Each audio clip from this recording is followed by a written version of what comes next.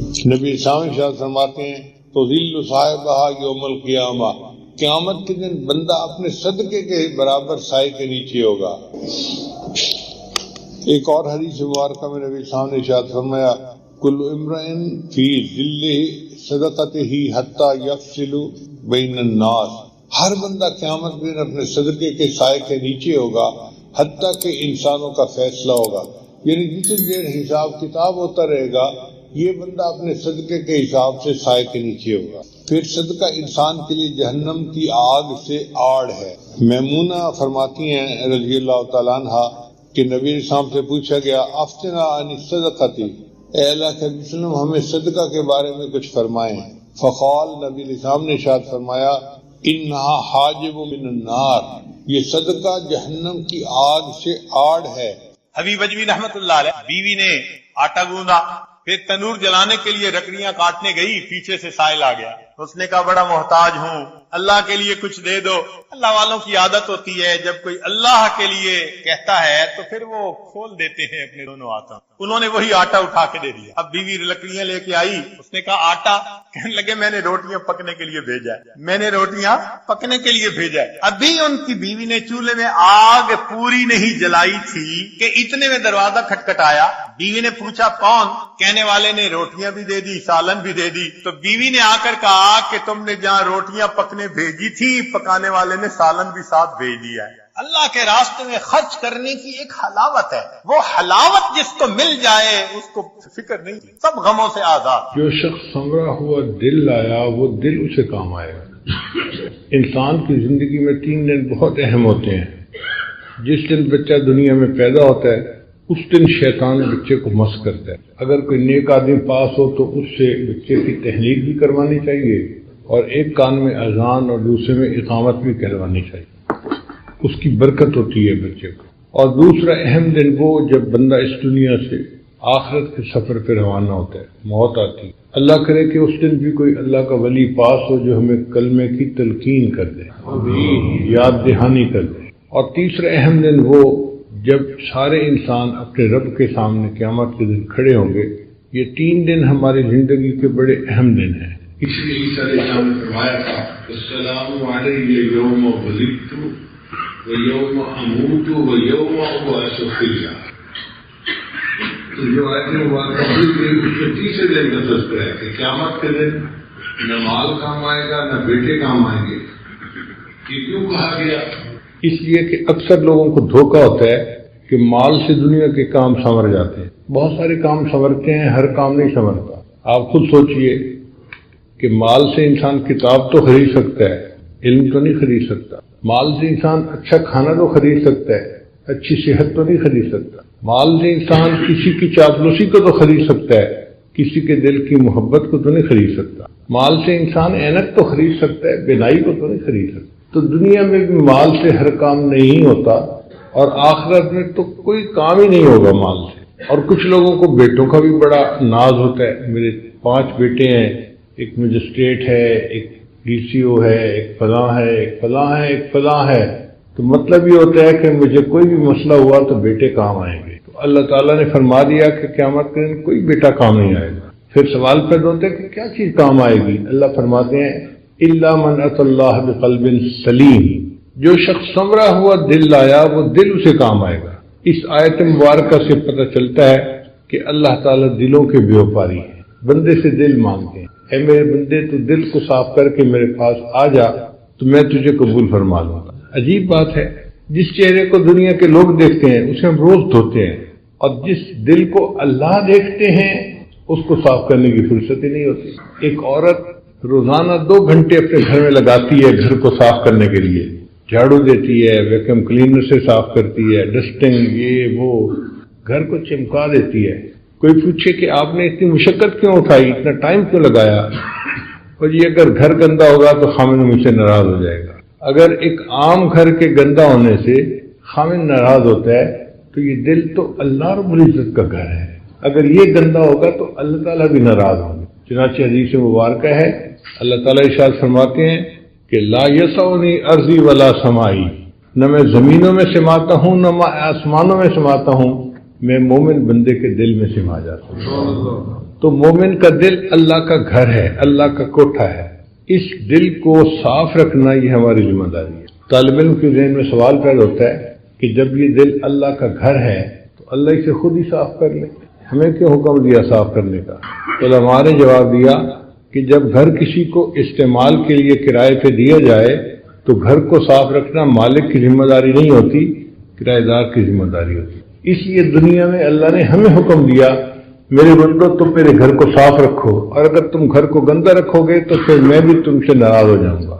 یہ دل انسان کا عجیب ہے۔ نبی اسلام نے ارشاد فرمایا ان فی جسد بنی آدم لمضغہ، بنی آدم کے جسم میں گوشت کا ایک لوتڑا ہے، اذا فسدت فسد الجسد کلو، جب وہ بگڑتا ہے تو پورے جسم کے اعمال بگڑ جاتے ہیں، اور جب وہ سنورتا ہے تو پورے جسم کے اعمال سنور جاتے ہیں۔ الا وہی القلب، جان لو اس کا نام دل ہے۔ تو دل کے سنورنے سے انسان سنورتا ہے اور دل کے بگڑنے سے انسان بگڑتا ہے۔ اس لیے ہمیں چاہیے کہ ہم اپنے دلوں پر محنت کریں اور اس کو سنواریں۔ آپ بتائیے، اگر آپ دودھ لینے کے لیے جائیں اور برتن کے اندر گندگی لگی ہو تو کیا دودھ دینے والا دودھ دے دے گا؟ وہ کہے گا میاں صاف برتن لاؤ تب میں اس میں دودھ ڈالوں گا۔ جب دودھ ڈالنے والا گندے برتن میں دودھ ڈالنا پسند نہیں کرتا، اللہ تعالیٰ بھی انسان کے گندے دلوں میں اپنے نور کو ڈالنا پسند نہیں فرماتے۔ وہ بھی کہتے ہیں میرے بندو ذرا اس کو چمکاؤ، اس کو ذرا صاف کرو۔ اب اس دل کو صاف کرنا یہ ہماری ذمہ داری ہے۔ یہ دل کیسے صاف ہوتا ہے؟ ذکر سے صاف ہوتا ہے۔ فکر کی گندگی ذکر سے دور ہوتی ہے۔ حدیث مبارکہ میں ہے کہ جب بندہ گناہ کرتا ہے تو دل پہ داغ لگ جاتا ہے، نیکی کرتا ہے تو دھل جاتا ہے وہ داغ، اور اگر پھر گناہ کرتا ہے تو اور داغ لگ جاتے ہیں، حتیٰ کہ داغ لگتے لگتے لگتے وہ دل بالکل ہی سیاہ ہو جاتا ہے۔ آج ہم اپنے دلوں کا جائزہ لیں تو ہمیں ایسے ہی نظر آئے گا کہ اتنے گناہ کیے کہ اب یہ دل سیاہ ہو گیا۔ پھر یہ دل سخت ہو جاتا ہے۔ جب ایک طویل مدت غفلت کی گزر جائے نا، اس کا نتیجہ یہ نکلتا ہے کہ دل سیاہ ہو جاتا ہے، دل سخت ہو جاتا ہے۔ زمین کا معاملہ بھی ایسی ہے، اگر کسی زمین پر کاشت نہ کی جائے لمبا عرصہ تو زمین سخت ہو کے بیکار ہو جاتی ہے۔ یہ دل کی زمین بھی ایسی ہے، اس پر محنت نہ کی جائے تو یہ غفلت کی وجہ سے دل سخت ہو جاتا ہے۔ بنی اسرائیل کے بارے میں اللہ فرماتے ہیں فَطَالَ عَلَيْهِمُ الْأَمَدُ فَقَسَتْ قُلُوبُهُمْ، ان پر ایک طویل مدت غفلت کی گزر گئی، ہم نے ان کے دلوں کو سخت کر دیا۔ تو غفلت کا لمبا عرصہ گزر جائے تو دل سخت ہو جاتا ہے، اور پھر اتنا سخت ہوتا ہے کہ پتھر سے بھی آگے نکل جاتا ہے۔ اللہ فرماتے ہیں ثم قست قلوبكم من بعد ذلك فهي كالحجارة او اشد قسوة، یہ پتھر بلکہ پتھروں سے بھی زیادہ سخت ہو گئے۔ اور پھر دلیل دی فإن من الحجارة لما يتفجر منه الانهار، کہ پتھروں میں سے چشمے جاری ہو جاتے ہیں۔ اور بعض ایسے پتھر ہیں کہ جو اللہ کے خوف سے کانپ اٹھتے ہیں۔ وَإِنَّ مِنْهَا لَمَا يَهْبِطُ مِنْ خَشْيَةِ اللَّهِ، اے انسان جب تیرا دل پتھر ہوتا ہے یہ اللہ کے خوف سے نہیں کانپتا، یہ پتھروں سے بھی پرے پار ہوتا ہے، پتھر سے بھی زیادہ سخت ہوتا ہے۔ اب ہم سوچیں، ہم اپنے سینوں میں دل لیے پھر رہے ہیں یا اپنے سینوں میں سل لیے پھر رہے ہیں؟ ایک شخص حسن بصری رحمۃ اللہ کے پاس آیا، حضرت پتہ نہیں ہمیں کیا ہو گیا، ہمارے دل سو گئے۔ تو حسن بصری رحمۃ اللہ نے پوچھا بھائی کیا کہہ رہے ہو ہمارے دل سو گئے؟ کہنے لگا حضرت آپ درس قرآن دیتے ہیں، ہمارے دلوں پہ کوئی اثر ہی نہیں ہوتا اس کا۔ تو حضرت نے فرمایا اگر تمہاری یہ حالت ہے نا کہ درس قرآن سے دل پہ اثر نہیں ہوتا تو یہ نہ کہو دل سو گئے، بلکہ تم یوں کہو کہ دل مو گئے، مر گئے۔ اس نے حیران ہو کے پوچھا کہ حضرت کیا دل مر بھی جاتے ہیں؟ تو حضرت نے فرمایا ہاں، اگر کوئی بندہ سویا ہو اسے جھنجھوڑا جائے وہ جاگ اٹھتا ہے، جو جھنجھوڑنے پہ نہ جاگے وہ سویا ہوا نہیں، وہ مویا ہوا۔ درس قرآن سنے بندہ اور پھر دل اثر قبول نہ کرے، یہ دل سویا ہوا نہیں، یہ دل مویا ہوا ہے۔ تو ہم اللہ سے یہ دعا کریں کہ اللہ ہمارے دلوں کو سنوار دے۔ اللہ نے قیامت کے دن دلوں کو دیکھنا ہے۔ ان اللہ لا ينظر الى صورکم ولا الى اموالکم، اللہ تعالیٰ نہیں دیکھتے تمہاری شکلوں صورتوں کو اور نہیں دیکھتے تمہارے مال پیسے کو، ولکن ينظر الى قلوبکم واعمالکم، اللہ تمہارے دلوں کو دیکھتے ہیں، تمہارے اعمال کو دیکھتے ہیں۔ ہم اللہ کا ذکر اتنا کریں کہ ہمارا دل اللہ کی محبت سے بھر جائے، لبریز ہو جائے، ایسی زندگی ہو کہ اللہ دل میں آ جائے، اللہ دل میں سما جائے۔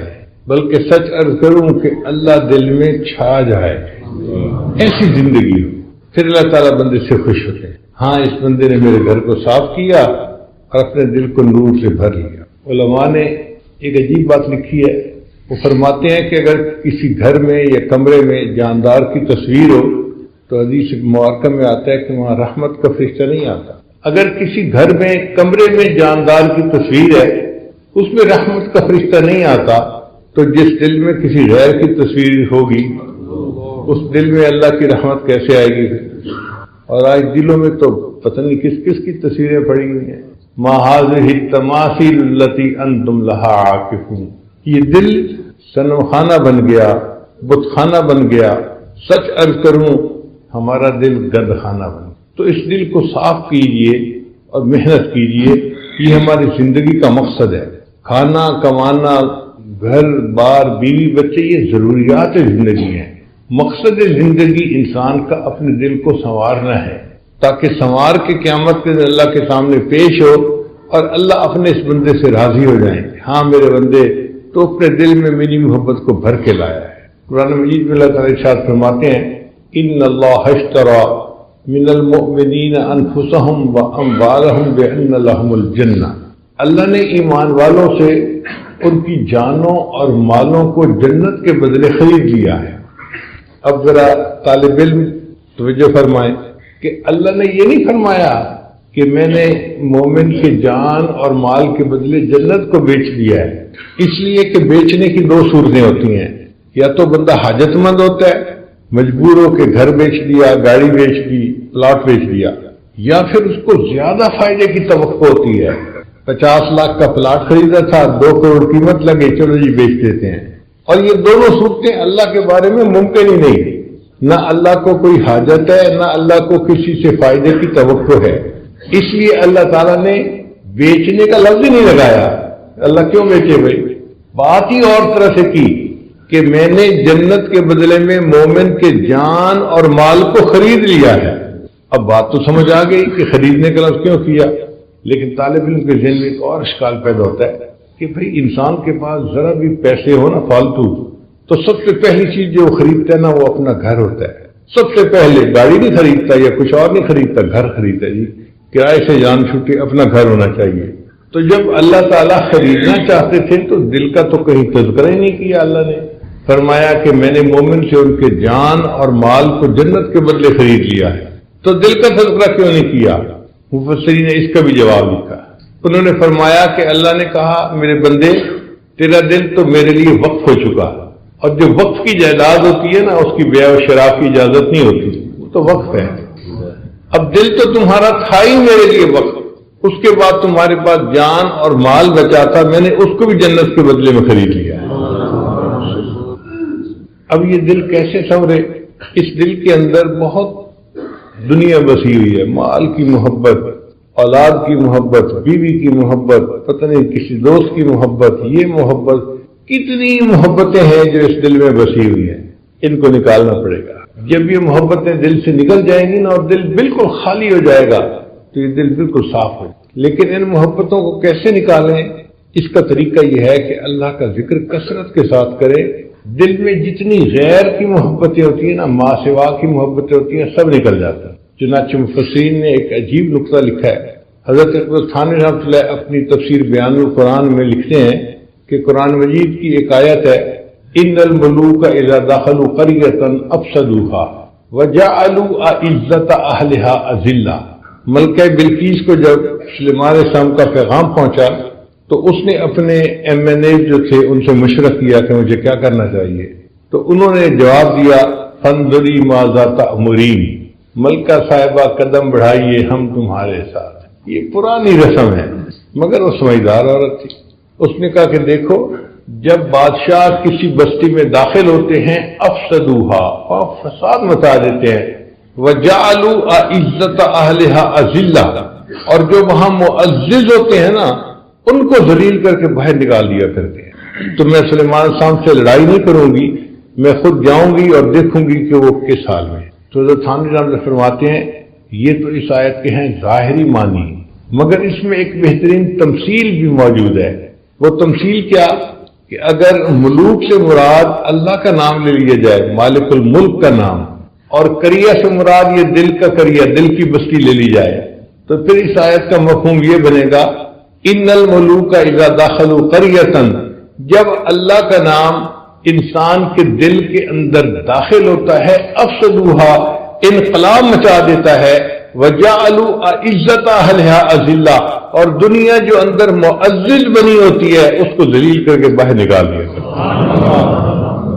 تو اللہ کا ذکر کثرت سے کرنے سے دل کے اندر سے ما سوا کی محبتیں نکل جاتی ہیں اور انسان کا دل اللہ کی محبت کے لیے خالی ہو جاتا ہے۔ چنانچہ حضرت تھانوی رحمۃ اللہ کے خلیفہ تھے حضرت خواجہ مجذوب رحمۃ اللہ علیہ، انہوں نے ایک شعر کہا، وہ حضرت تھانوی رحمۃ اللہ کو اتنا پسند آیا کہ فرمایا اگر میں صاحب استطاعت ہوتا تو 1,00,000 روپیہ اس شعر کے کہنے والے کو انعام کے طور پہ دے دیتا۔ یہ وہ زمانہ تھا جب استاد کی تنخواہ 2 روپے اور 3 روپے ہوتی تھی۔ آپ سوچئے جب 2 روپے اور 3 روپے مہینے کی تنخواہ ہو تو 1,00,000 روپے کی کیا قیمت ہوگی؟ تو حضرت نے فرمایا کہ میں ان کو 1,00,000 انعام دے دیتا۔ اور وہ شعر کیا تھا؟ بہت مختصر، انہوں نے کہا ہر تمنا دل سے رخصت ہو گئی، ہر تمنا دل سے رخصت ہو گئی، اب تو آجا اب تو خلوت ہو گئی۔ تو اللہ یہی چاہتے ہیں کہ میرا بندہ خلوت پیدا کر لے اپنے دل میں، پھر میں اس کے دل میں اپنا بسیرا کر لوں گا۔ ہم بیت اللہ کو بیت اللہ کیوں کہتے ہیں؟ کیا اللہ تعالیٰ وہاں رہتے ہیں؟ نہیں، اللہ تعالیٰ کی تجلیات ذاتیہ کا وہاں پر ورود ہوتا ہے، اس لیے اس کو بیت اللہ کہتے ہیں۔ تو جب مومن اپنے دل کو سنوارتا ہے نا تو مومن کے دل پر بھی اللہ تعالیٰ کی تجلیات وارد ہوتی ہیں۔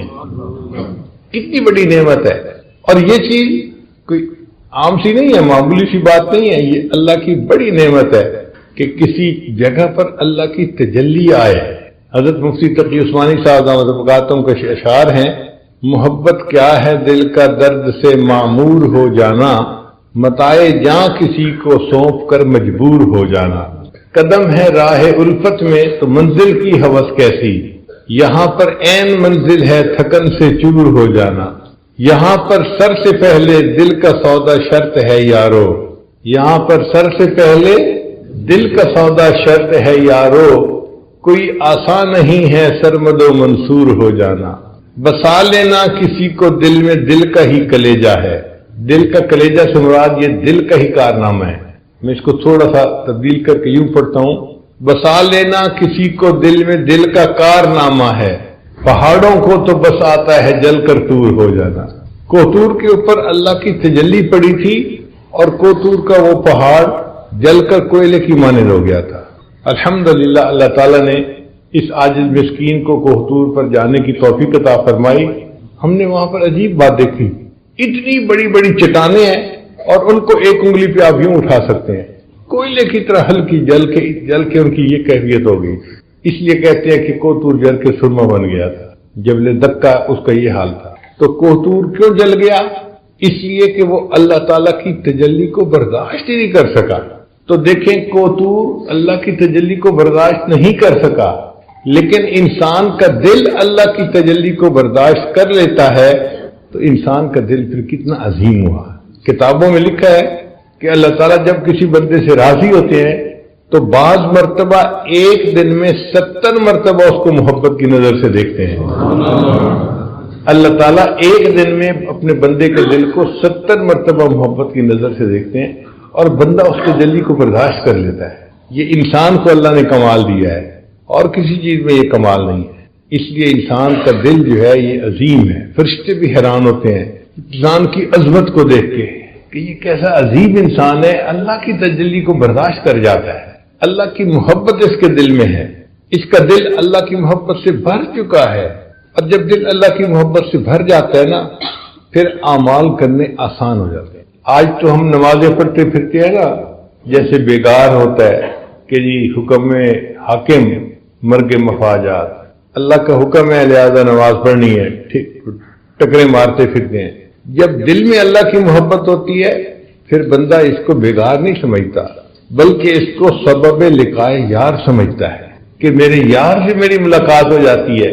فجر پڑھتا ہے، ظہر کا انتظار، ظہر پڑھتا ہے عصر کا انتظار، عصر پڑھتا ہے مغرب کا انتظار، اس کا دل انتظار کر رہا ہوتا ہے۔ اس لیے نبی علیہ السلام فرمایا کرتے تھے ارہنی یا بلال، بلال اذان دے میری آنکھوں کو ٹھنڈک پہنچا دے۔ تو نماز پڑھ کے مزہ آتا ہے، بندے لطف آتا ہے۔ ہم نمازیں پڑھتے ہیں ثواب کی خاطر، بھائی وقت ہو گیا عشراق کا پڑھ لو، ایک حج ایک عمرے کا ثواب ملے گا، اور ہم لپک کے 2 رکعت پڑھ لیتے ہیں کہ جی ہمیں بھی ثواب ملے گا۔ لیکن جو اللہ کے عاشق ہوتے ہیں وہ ثواب کو نہیں دیکھتے، ان کو تو ثواب مل رہا ہوتا ہے، وہ اس کی وجہ سے پڑھتے ہیں۔ حضرت مجدور رحمۃ اللہ نے فرمایا بندگی سے ہمیں تو مطلب ہے، بندگی سے ہمیں تو مطلب ہے، ہم ثواب و عذاب کیا جانیں، بندگی سے ہمیں تو مطلب ہے، ہم ثواب و عذاب کیا جانیں، کس میں کتنا ثواب ملتا ہے، عشق والے حساب کیا جانے۔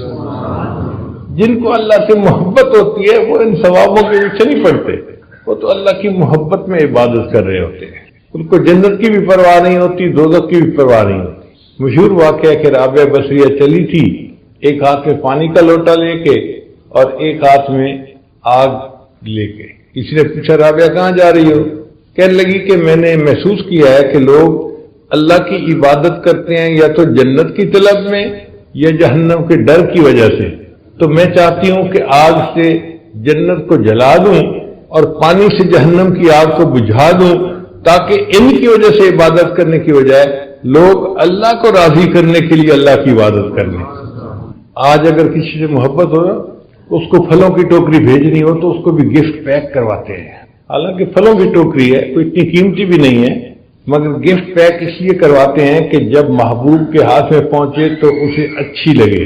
بالکل اسی طرح جب مومن کے دل میں اللہ کی محبت بھر جاتی ہے وہ بھی اپنی نمازوں کو خوشی و خضوع کے ساتھ گفٹ پیک کر کے اللہ کے پاس بھیجتا ہے کہ میری یہ نماز اللہ کے پاس پہنچے تو میرے مالک کو پسند آ جائے۔ پھر انسان اعمال کرتا ہے اللہ کو راضی کرنے کی۔ محبت عجیب چیز ہے۔ سیدہ عائشہ رضی اللہ تعالیٰ عنہ بیٹھی ہوئی تھی اور کچھ ریال دھو رہی تھی، سکے تھے دھو رہی تھی، ان کو نبی کے سامنے دیکھا تو فرمایا عائشہ تم یہ پیسے دھو کیوں رہی ہو؟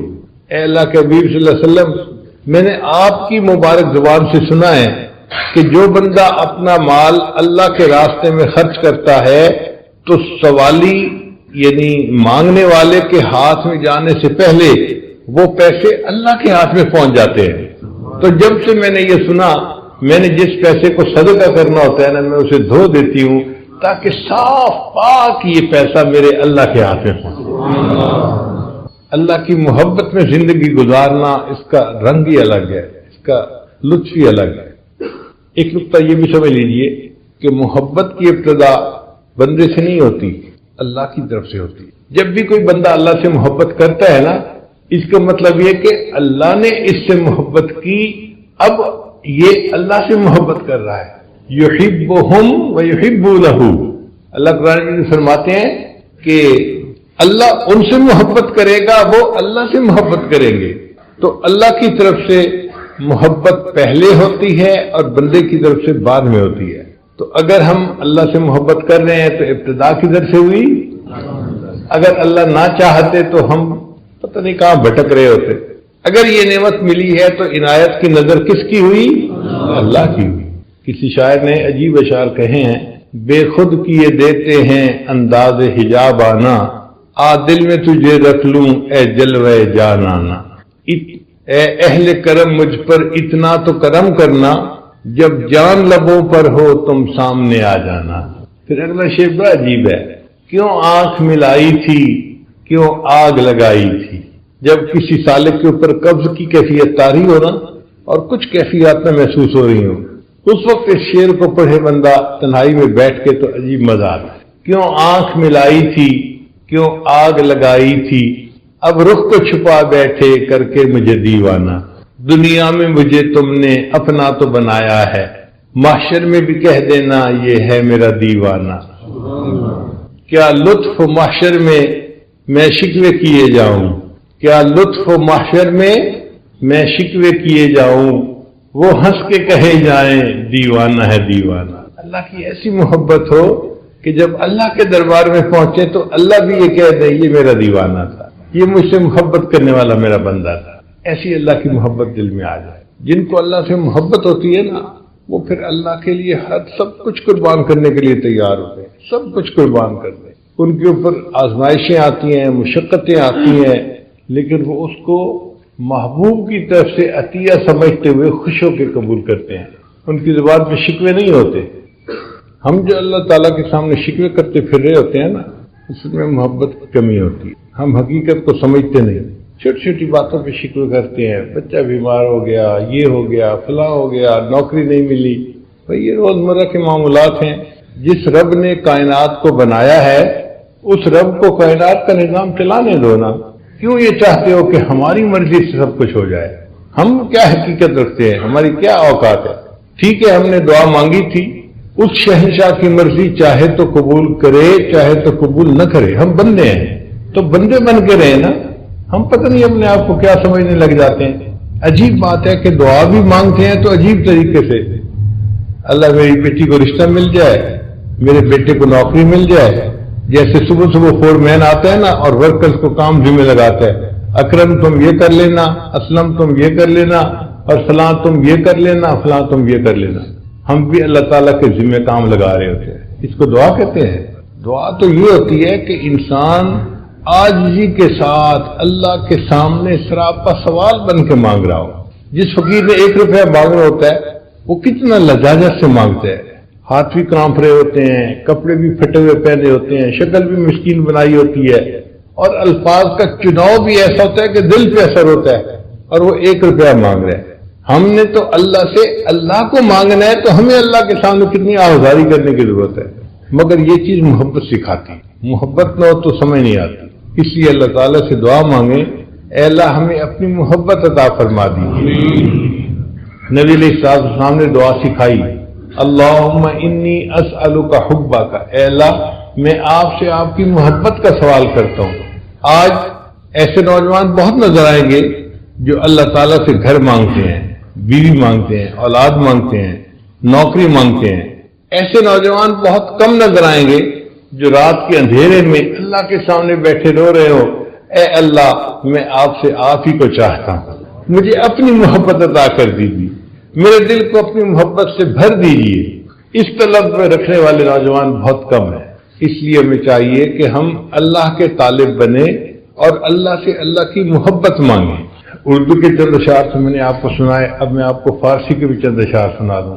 یہ اشعار ہیں امیر خسرو رحمۃ اللہ علیہ، لیکن کیا غضب کے اشعار ہیں کہ انسان حیران ہو جاتا ہے. جان دے تن بردی و در جانی ہنوز.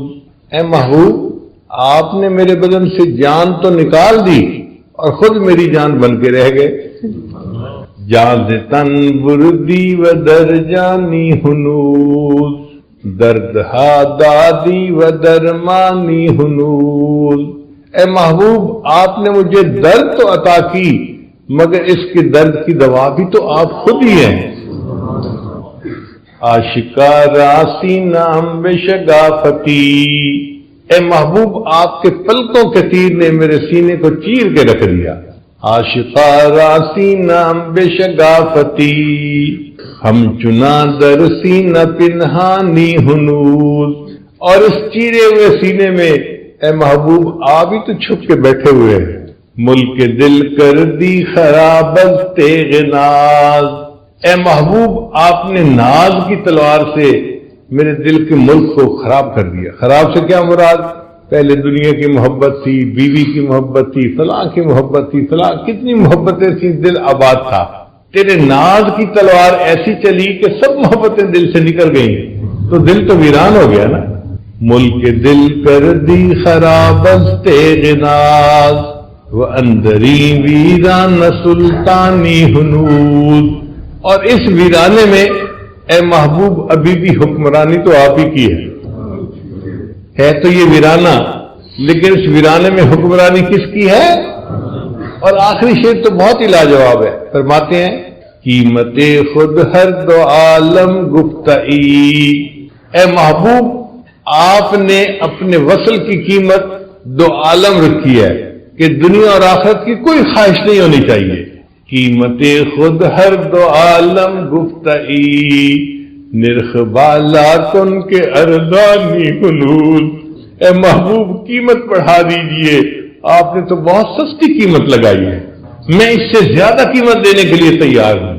تو جن کے دل میں اللہ کی محبت ہوتی ہے وہ تو اللہ کی خاطر سب کچھ قربان کرنے کے لیے تیار ہو، ان کا بس یہ دل چاہتا ہے کہ کاش اللہ کی محبت کرنے والوں میں ہمارا نام بھی شامل ہو جائے۔ جو اللہ سے محبت کرتے ہیں نا، پھر اللہ بھی ان سے محبت کرتے ہیں، اور حدیث پاک میں آتا ہے کہ اللہ فرشتوں کی محفل میں بیٹھ کر ان کا تذکرہ کرتے ہیں، فرشتوں کی محفل میں تذکرہ کرتے ہیں، میرا یہ بندہ دیکھو نوجوان بھی پاس ہے، اگر چاہتا تو اس کے ساتھ وقت گزار سکتا تھا، لیکن یہ وضو کر کے مصلی پہ کھڑا ہوا تہجد پڑھ رہا ہے، مجھے اس بندے کی محبت پہ بہت ناز ہے۔ تیرے عشق نے مجھے غم دیا، تیرے عشق نے مجھے غم دیا، میرے غم کی عمر دراز ہو۔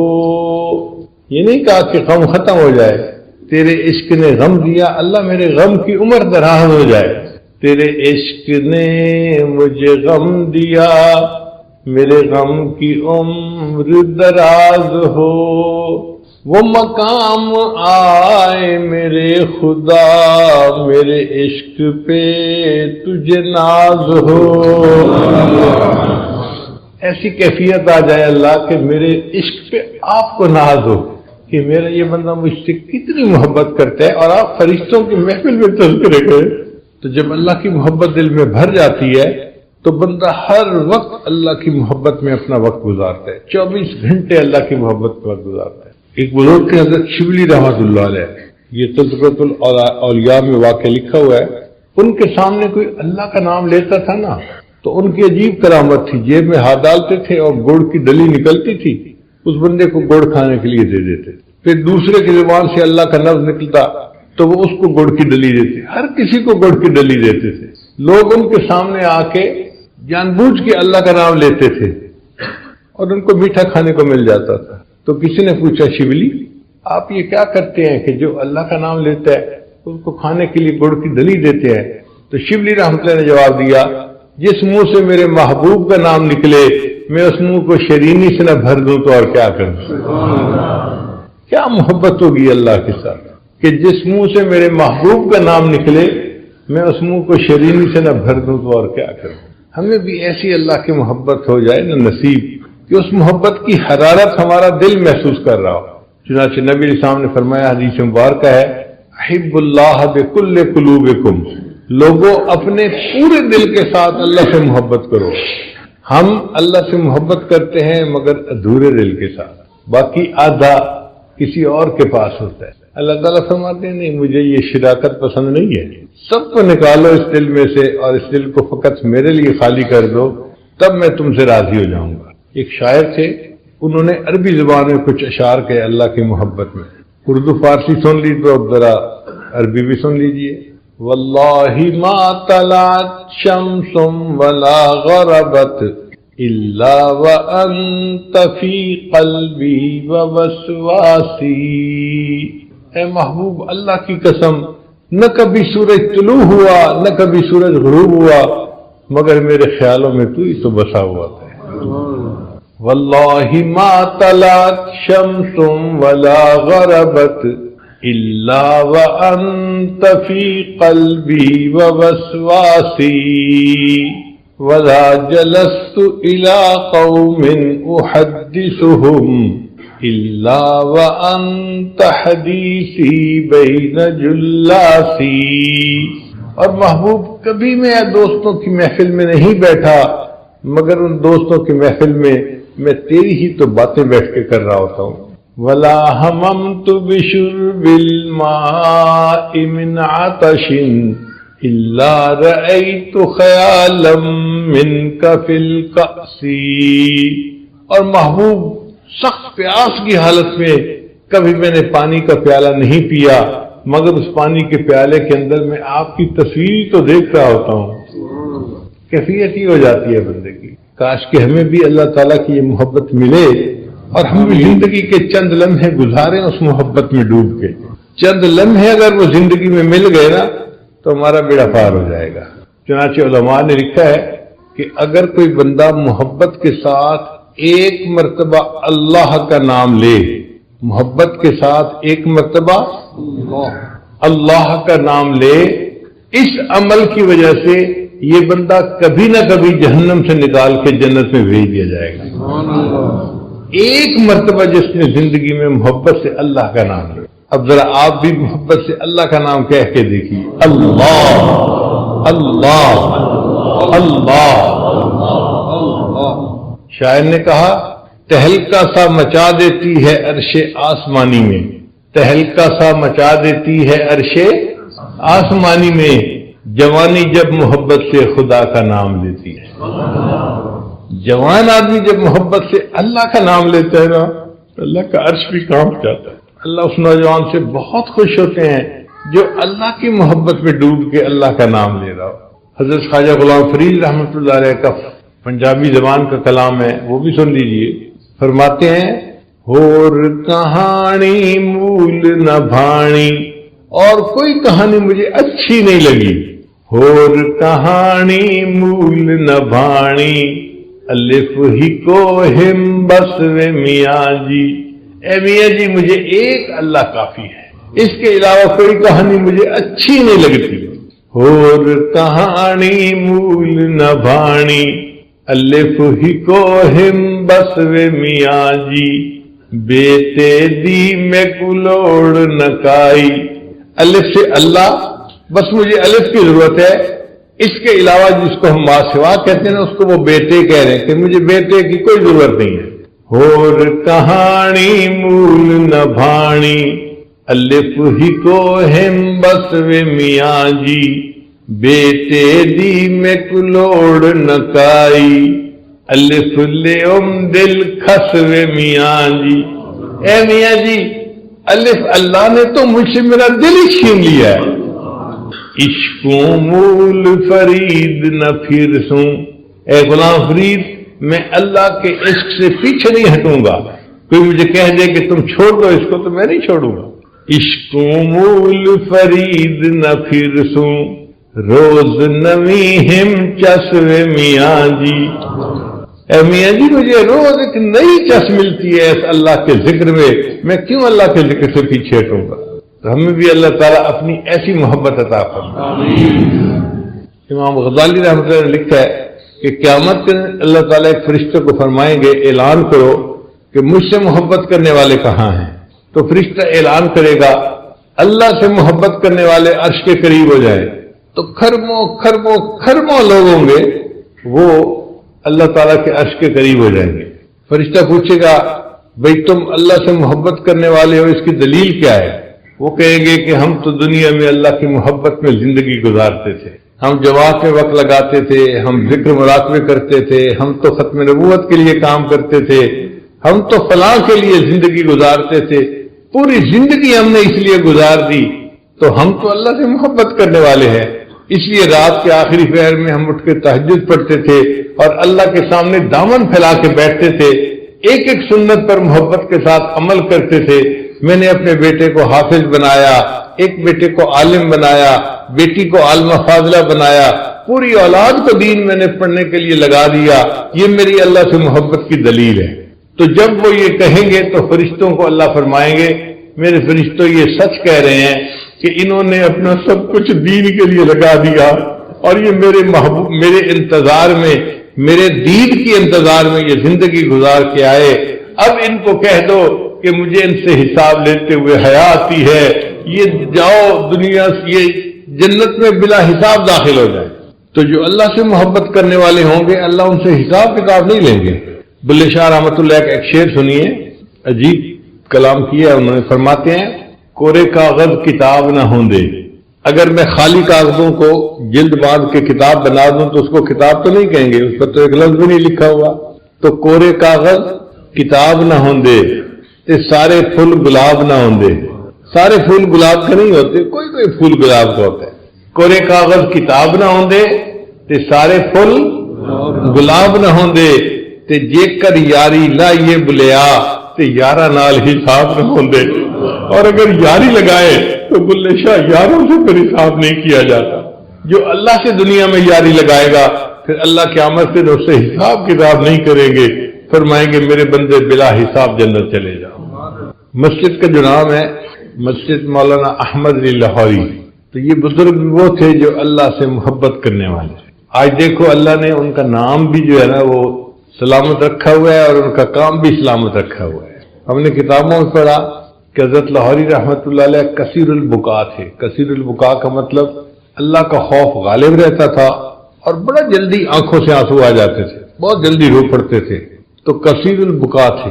تو کتابوں میں پڑھا کہ خواب میں کسی کو نظر آئے اور اس کو بتایا کہ جب میری اللہ کے سامنے پیشی ہوئی تو اللہ نے مجھے فرمایا احمد علی تم اتنا کیوں روتے تھے، احمد علی تم اتنا کیوں روتے تھے؟ تو حضرت فرمان لگے کہ میں تو اور رونے لگ گیا کہ میں نے سوچا من نوقش فی الحساب فقد عذب، جس سے سوال جواب شروع ہو گیا وہ تو پھنس گیا اور مجھ سے پوچھنا شروع ہو گئے ہیں کہ تو کیوں روتا تھا، تو میں اور رو پڑا۔ تو اللہ نے فرمایا احمد علی تم آج بھی رو رہے ہو، آج تو تمہارے انعام کا دن ہے، ہم نے تمہاری بھی بخشش کر دی، اور جس قبرستان میں تمہیں دفن کیا گیا ایک مسجد بنائی دارالہدا کے نام سے واشنگٹن ڈی سی میں۔ اللہ کے فضل سے جب مسجد بن گئی تو لوگوں کی آمد شروع ہو گئی اور یہ بات دور دور تک پھیل گئی۔ ایک نیو یارک کے ساتھی تھے، انہوں نے مجھے فون کیا، کہنے لگے حضرت ہمارے اس علاقے میں مسجد نہیں ہے اور ہم اگر بنانا چاہیں بھی صحیح تو ہم بنا نہیں سکتے، آپ کو اللہ نے لوگوں کی محبت ایسی دی ہے کہ آپ کی زبان سے لفظ نکل جاتا ہے تو لوگ تیار ہو جاتے ہیں، تو آپ یہاں آ جائیں اور مسجد بنوا دیں۔ ہم نے کہا ٹھیک ہے بھائی، ہم اللہ اور اس کے رسول کے لیے ہجرت کرتے ہیں۔ چنانچہ ہم واشنگٹن میں بہت سیٹ اپنے ہم ظلم کے ساتھ ایک گھر میں رہتے تھے اور بچے خوش تھے۔ ہم نے نیت کر لی کہ ہم نیو یارک چلتے ہیں۔ اب جب یکدم کہا تو ساری جماعت کے لوگ پریشان، حضرت آپ ناراض ہو گئے۔ بھائی ناراضگی والی کوئی بات نہیں ہے، ایک بندے نے کہا ہے کہ مسجد بنانا ہے تو میں اللہ کے گھر بنانے کی نیت سے یہاں سے جا رہا ہوں سب کچھ چھوڑ کے۔ خیر ہم وہاں چلے گئے۔ اب وہاں پہ بالکل نیا ماحول، کوئی بندہ واقف نہیں، کوئی آبادی کو نہیں جانتے، دل بھی نہ لگے بچوں کا۔ خیر میں نے اس سے کہا کہ اچھا بھائی ہم مسجد بنائیں گے تو کیسے بنائیں گے؟ اس نے کہا جی پلاٹ خریدیں گے، پھر نقشہ بنوائیں گے، پھر اس کے اوپر عمارت تعمیر کریں گے اور پھر اس کو جو ہے وہ آباد کریں گے۔ میں نے کہا نہیں، یہ لمبا روٹ ہے، اس پہ نہیں جانا۔ کہنے لگا پھر؟ میں نے کہا کہ ہر پلاٹ کو جب اپروو کرواتے ہیں نا تو اس وقت مشکل ہوتی ہے، وہ اپروول ہی نہیں دیں گے کہ یہاں مسجد بنا سکیں یا نہیں۔ آپ پلاٹ خرید بھی لیں گے تو آپ کا پلاٹ کسی کام کا نہیں، یوز پرمٹ جو نہیں ملنا۔ کہنے لگا پھر کیا کریں؟ میں نے کہا اس کا ایک طریقہ یہ ہے کہ جو جگہ پہلے سے ہی عبادت کی نیت سے بنی ہوئی ہے نا اس کو خریدیں، اس پہ تو ہمیں یوز پرمٹ لینے کی ضرورت ہی نہیں، اس لیے کہ وہ تو بنی عبادت کے لیے ہے۔ اب اس کے لیے جو گرجے تھے وہ یا سینیگاگ جو یہودیوں کی عبادت گاہ ہوتی ہے اس کو سینیگاگ کہتے ہیں۔ اچھا عیسائی جو ہیں یہ گرجے بیچ دیتے ہیں، یہودی اپنی عبادت گاہ نہیں بیچتے۔ وہ چونکہ پیسوں والے لوگ ہیں وہ تانا نہیں سننا پسند کرتے کہ جی فلاں جگہ سینیگاگ بیچا گیا، ہم نے کبھی نہیں سنا تھا۔ اللہ کی شان کے جس جگہ میں ہم مسجد بنانا چاہتے تھے وہاں پہ ایک سینیگاگ تھا، چھوٹا سا تھا، اور وہ بکنے کے لیے تیار ہو گیا، اس پر یعنی سیل کا بورڈ لگ گیا۔ وہ لوگ بڑا سینیگاگ بنانا چاہتے تھے اور ان کو اس کے لیے پرانا بیچنا تھا۔ میں نے اپنے دوست کو کہا کہ دیکھو یہ سینیگاگ بک رہا ہے، ہم اسی کو خرید لیتے ہیں۔ چنانچہ ہم نے ان سے بات کی، ان یہودیوں نے ہمارے ساتھ بات کرتے ہوئے انہوں نے ہم سے $1 ملین مانگے، یعنی $10 لاکھ مانگے۔ پاکستان کا جیسے آج تو 15 کروڑ ہے، کسی زمانے میں 10 کروڑ روپیہ بنتا تھا۔ ہم نے ان سے بات کر کے کچھ پیسے کم کروائے تو وہ 9 لاکھ تک آمادہ ہو گئے، جی ہم آپ کو 9 لاکھ میں دے دیں گے۔ اب ان سے ہماری بات چیت ہو گئی۔ جب واپس گھر آئے تو یہ بندہ مجھ سے پوچھنے لگا کہ جی یہ $9 لاکھ ہم کہاں سے دیں گے؟ میں نے کہا بھائی جس کا گھر بن رہا ہے نا وہ پیسے کا انتظام کر دے گا، فکر نہ کریں۔ پھر وہ کہنے لگا جی اس کے لیے فنڈ ریزنگ کرنی پڑے گی، چندہ کرنا پڑے گا۔ میں نے کہا بھائی ہم نے زندگی میں کبھی چندہ تو کیا نہیں ہے، نہ ہمارے بزرگوں نے ہمیں ایسا سکھایا ہے۔ کہنے لگا پھر مسجد کیسے بنے گی؟ میں نے کہا بھائی مسجد تو بن جائے گی اگر کوئی بندہ $9 لاکھ خرچ کر دے تو اللہ اس کے رزق میں بہت برکتیں دیں گے اور اس کو اس کے پیسوں سے 10 گنا زیادہ واپس دے دیں گے۔ تو میری باتیں سن کے وہ مجھے بار بار دیکھتا ہے اور کہتا ہے کہ حضرت آپ گارنٹی کریں گے؟ میں نے کہا بھائی آپ کاغذ پہ لکھ لو اور میرے ہاتھوں کے اور پاؤں کے انگوٹھے لگوا لو کہ اللہ تعالیٰ ایک کے بدلے کم از کم 10 دیں گے۔ وہ کہتے ہیں اچھا میں ہمت کرتا ہوں۔ لو جی اس بندے نے جو اپنے پاس پیسے تھے کوئی $2-4 لاکھ وہ نکالے، کچھ بیوی کے نام رکھے ہوئے تھے وہ نکالے، کچھ بچوں کے نام رکھے ہوئے تھے، کچھ اس نے والدین کو بھیجے تھے وہ بھی اس نے پاکستان سے واپس منگا لیے، اور ہمت کر کے اس اللہ کے بندے نے $9 لاکھ مکمل کر لیے۔ مجھے آ کے اس نے بتایا کہ جی کہ $9 لاکھ میرے پاس ہو گئے ہیں، اب کیا کریں؟ میں نے کہا پیمنٹ کر کے تو ہم چابی لیتے ہیں اور مسجد شروع کر دیتے ہیں۔ ہم نے ان یہودیوں کو پیمنٹ کی، ان سے چابی لی اور مسجد کی صفائی کر کے اس میں اذان نماز شروع کر دی۔ اب جب 5 وقت کی نماز ہونے لگی اور جمعہ ہونے لگا تو آبادی کے لوگ حیران کہ یہ مسجد کس نے بنائی اور کس نے خریدی اور کون ہے جس نے پیسہ لگایا۔